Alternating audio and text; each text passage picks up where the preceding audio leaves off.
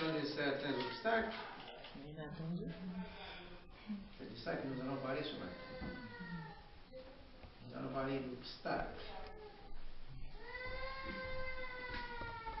D'abord, j'aimerais vous remercier pour le support inconditionnel que vous avez accordé à ma fille dans cette péripétie. Vous l'avez soutenue. Je tenais à vous remercier pour ça. Amen. Et vous faites preuve de bons samaritains, de bonnes samaritaines. Et vous ne parlez pas seulement, mais vous agissez. Amen. Car la foi sans les œuvres n'est autre qu'une foi morte.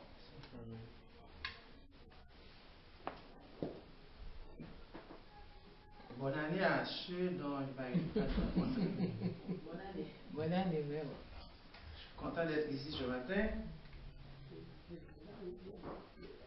Et toutes les conditions étaient réunies pour que je ne sois pas là aujourd'hui. N'est-ce pas, hein? Mais avec beaucoup de vigilance, je suis là.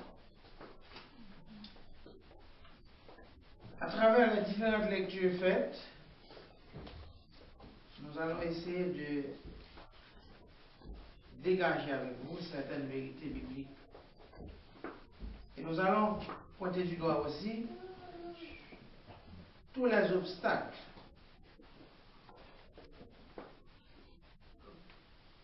qui nous empêchent d'être bénis, d'être sanctifiés, d'être délivrés.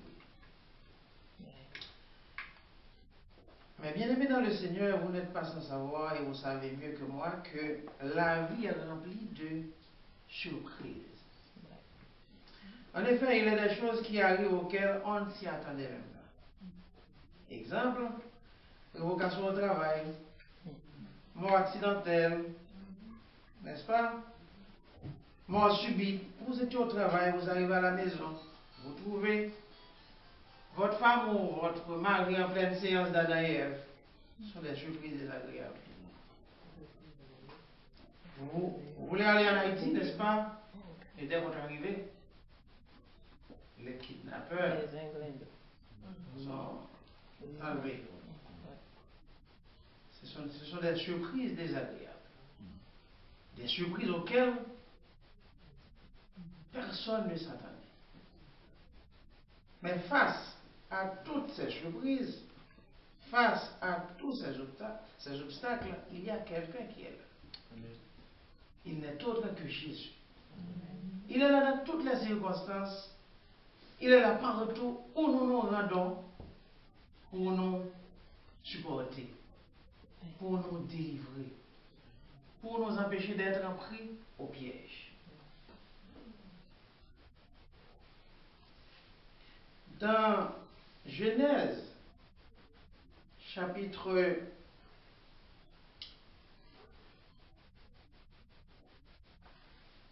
27, du verset 5 à 13, il y a une histoire qui nous surprend. Il était question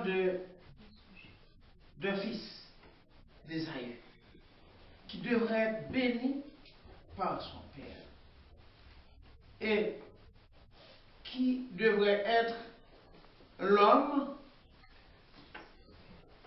choisi pour régner sur les autres, pour régner sur les autres membres de sa famille.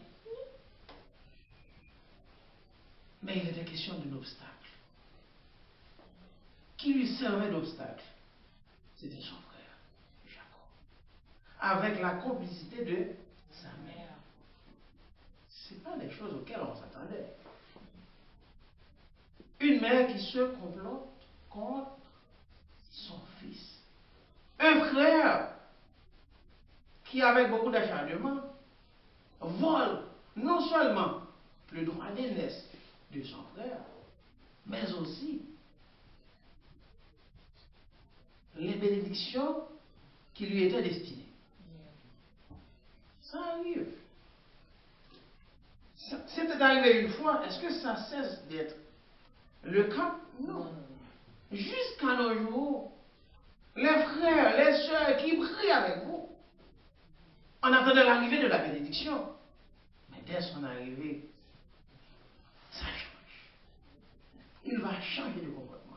Elle va changer de comportement par rapport à la bénédiction dont vous allez recevoir ou vous venez de recevoir.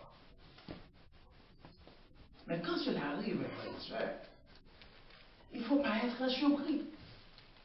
Car l'homme est l'homme. Il n'y a que Dieu qui ne nous trompe pas.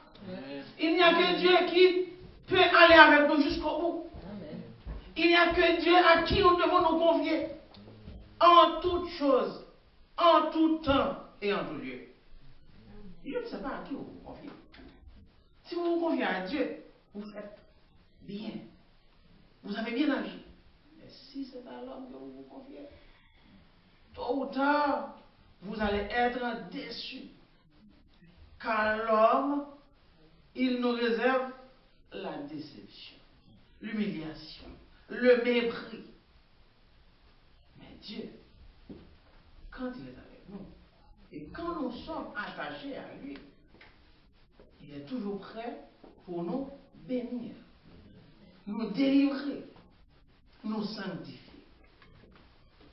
Parlant de Jacob, est-ce qu'il était bien dans sa peau? Non. Car il disait à sa mère, si j'accepte de faire pareille chose, je vais attirer sur moi la malédiction. Fort souvent, nous faisons des choses juste pour attirer sur nous la malédiction, sans le vouloir. Quand vous prenez quelque chose qui vous ne appartenez pas, vous attirez automatiquement sur vous la malédiction.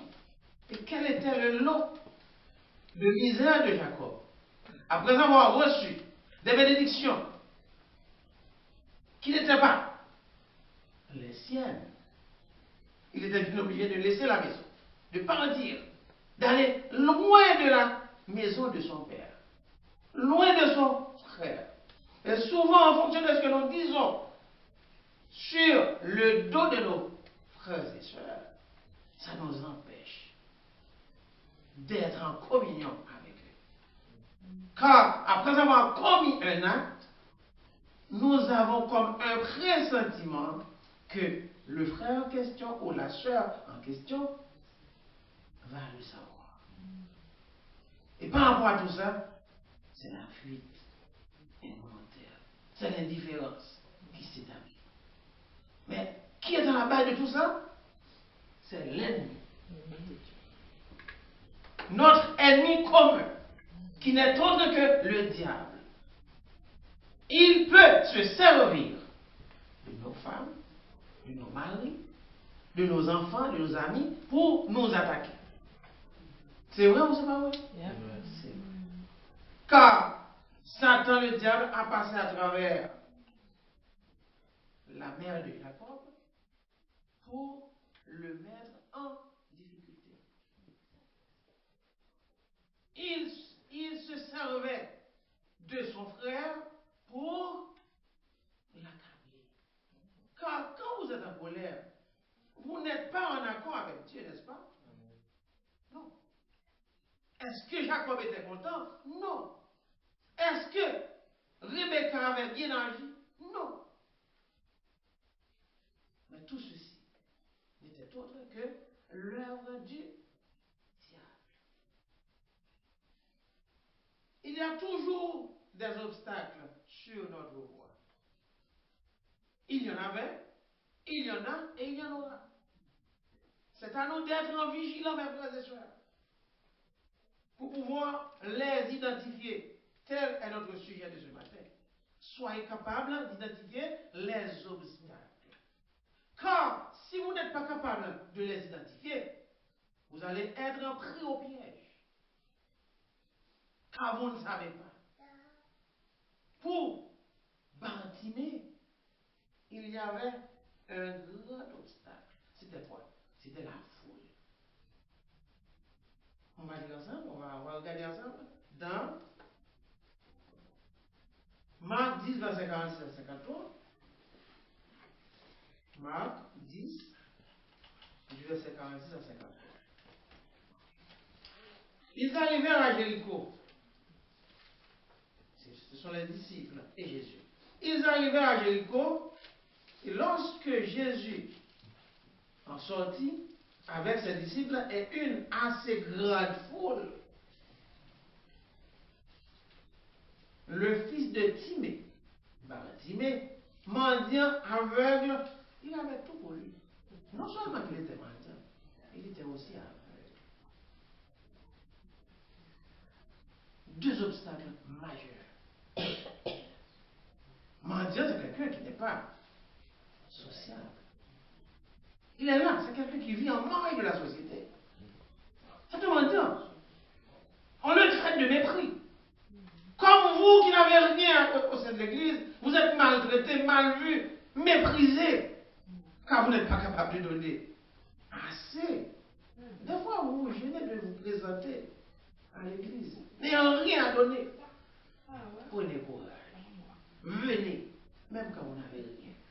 Quand Bartimée n'avait rien. Il avait non seulement deux obstacles, mendiant, aveugle, mais la principale foule, c'était la foule. L'obstacle principal, c'était la foule, qui l'empêchait non seulement de voir, non pas voir, parce qu'il ne voit pas, il est aveugle, mais non seulement de rencontrer Jésus, mais on veut qu'il se taise. Mendiant aveugle était assis au bord du chemin, en plein champ du mépris. Quelqu'un qui est assis au bord du chemin. Souvent, le frère qui ne vous salue pas, il fait exprès. Vous n'êtes pas capable de le servir. Quand il a besoin, il ne peut pas s'adresser à vous. Vous êtes considéré comme étant une quantité négligeable pour lui. Dans une maison, la femme qui ne travaille pas, le mari qui ne fait rien, il ne représente rien aux yeux de sa femme. Elle représente rien aux yeux de son mari. Et souvent, l'aîné n'est pas vraiment l'aîné. L'aîné est celui qui travaille. L'aîné est celui qui peut donner. C'est sûr, Esaïe savait donner. Jacob savait donner beaucoup de choses à sa mère. J'imagine. Alors on est avec Bartimée. Il entendit que c'était Jésus de Nazareth. Je ne sais pas dans quel problème, quel est votre problème ce matin. Dans quelle situation vous vous trouvez ce matin. Mais faites comme Bartimée, qui entendit que c'était Jésus de Nazareth, et il se mit à crier, Fille de David, Jésus, aie pitié de moi. Faites de même, mes frères et sœurs. Des fois, vous n'êtes pas capable de prier. Faites un effort. Laissez le sommeil de côté. Priez, car Christ est la seule solution. Bartimée, Jésus, aie pitié de moi. Plusieurs le reprenaient pour le faire taire. Qu'est-ce que vous allez dire? Vous n'avez pas d'emploi. Vous n'avez pas d'emploi. Vous n'avez pas de grand savoir. Vous n'êtes pas beau.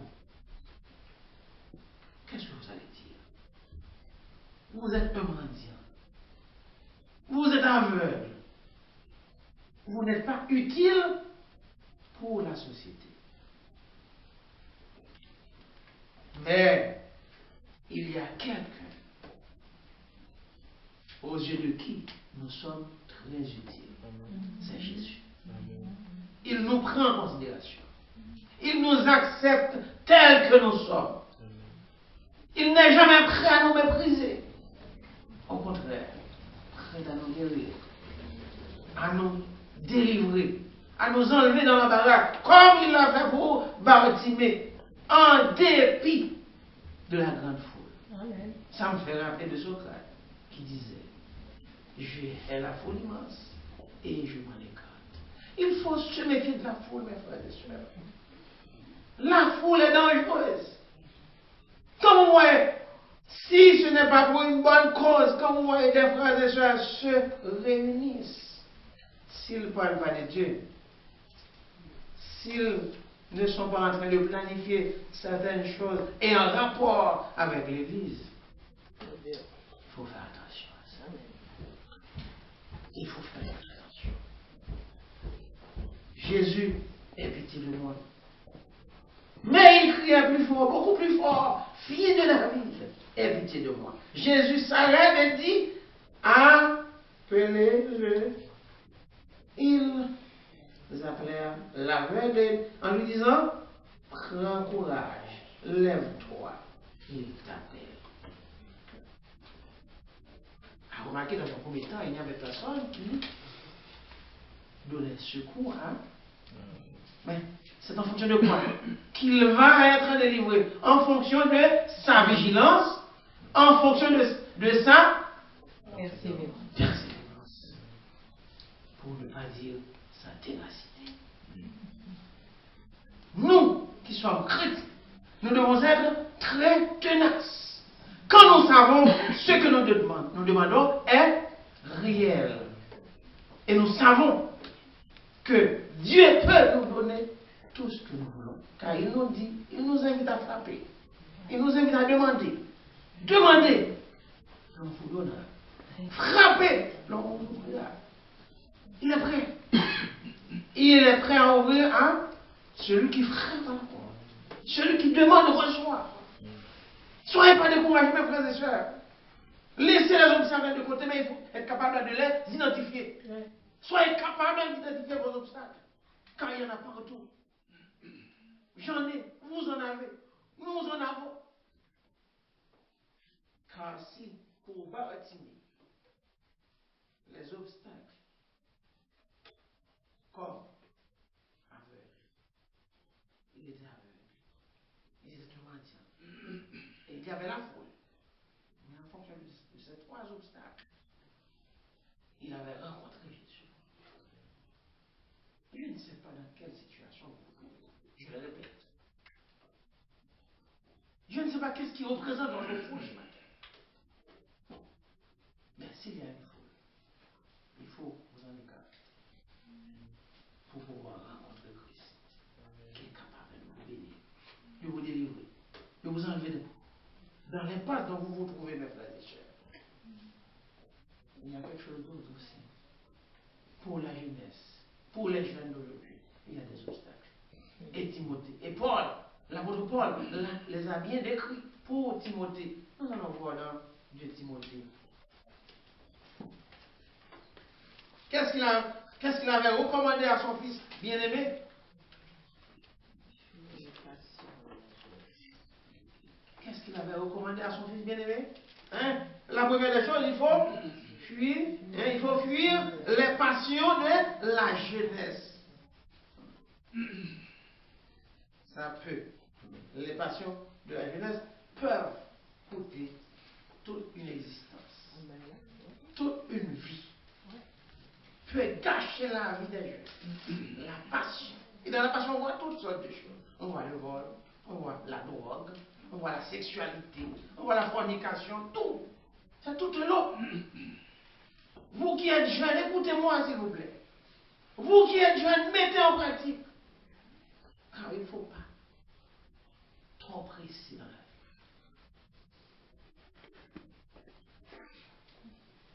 Il faut fuir les passions de la jeunesse et recherche la justice. Voilà. Vous qui êtes jeunes, ce que vous devez chercher. La justice. Faites tout ce qui est bien. Faites tout ce qui est juste. Il ne faut pas mentir sur les autres. Vous êtes trop médisants. La foi, même quand les parents n'ont rien à vous donner, vos parents n'ont rien à vous donner, ayez la foi en Dieu. Demandez à Dieu de changer la situation de vos parents. Il est capable de le faire. Amen. La charité, qui symbolise l'amour, la paix avec les autres.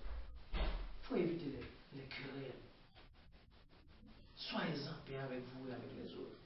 qui êtes jeunes. Ceci est valable aussi pour nous.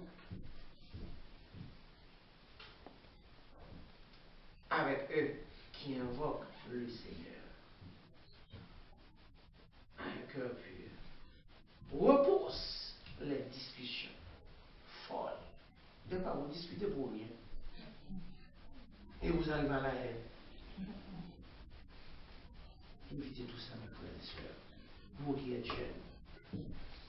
Ce sont des recommandations faites par l'apôtre Paul à son bien-aimé fils, Timothée.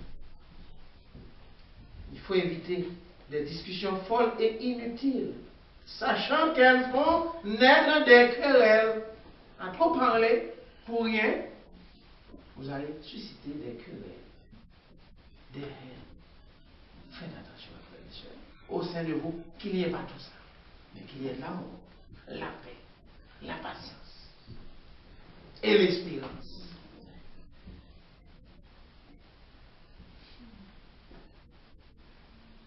La vie est trop courte, mes frères et sœurs. La vie est trop courte. Vous ne pouvez pas vouloir se mettre ensemble. Il faut chercher la volonté de Dieu.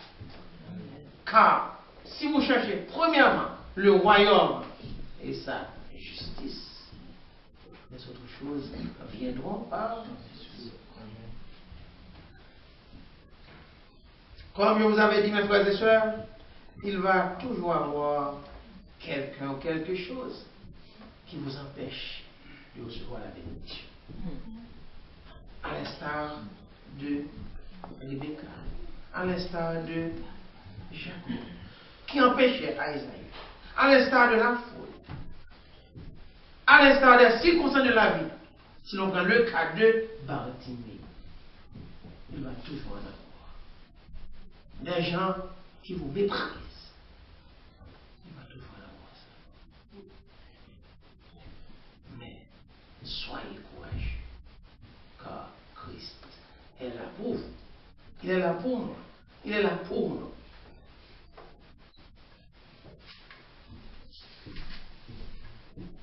Soyez capables d'identifier les obstacles. Est-ce que les obstacles sont là pour nous aider? Non. Les obstacles ne sont pas là pour nous aider. Mais les obstacles sont là pour nous faire régresser. Soyez courageux. Surtout, soyez courageux. Il y a une réponse pour vous. Vous qui êtes malade présentement. Vous qui ne savez quoi faire. Vous connaissez vos problèmes. Mais la solution, vous ne l'avez pas. Il y a quelqu'un qui l'a. C'est Dieu.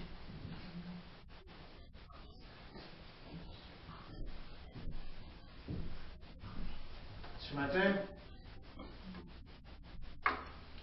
il y a des obstacles. Il y a des choses qui empêchent l'Église, à l'Église d'être remplie. Il y a de la neige. Il y a le froid, qui n'est pas tout à fait intense. Il y a la négligence. C'est aussi un obstacle. Vous vous levez le matin et vous n'êtes pas capable de vous habiller. Hein? Le sommeil est trop doux. Vous ne pouvez pas de quoi vous habiller. Il faut franchir.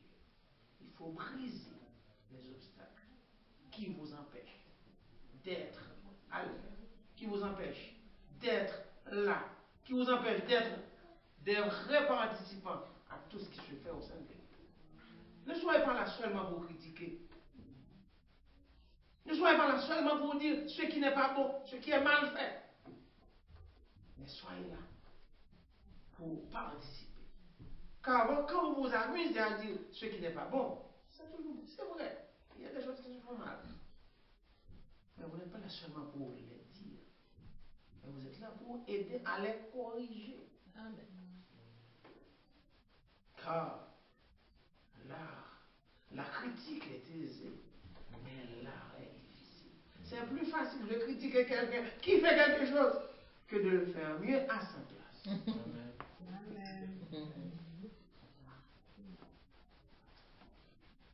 Nous ne demandons à Dieu de vous éclairer. Lui seul capable d'éliminer vos obstacles. Ceux qui vous empêchent d'être bénis, d'être guéris. Les obstacles qui vous empêchent de voir clair.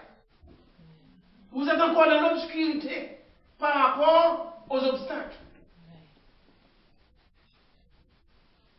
Car ce que vous ne voyez pas est plus fort que ce que vous voyez. Amen. La délivrance est là. Mais il faut être capable de briser les obstacles. Pour les briser, il faut être capable de les identifier.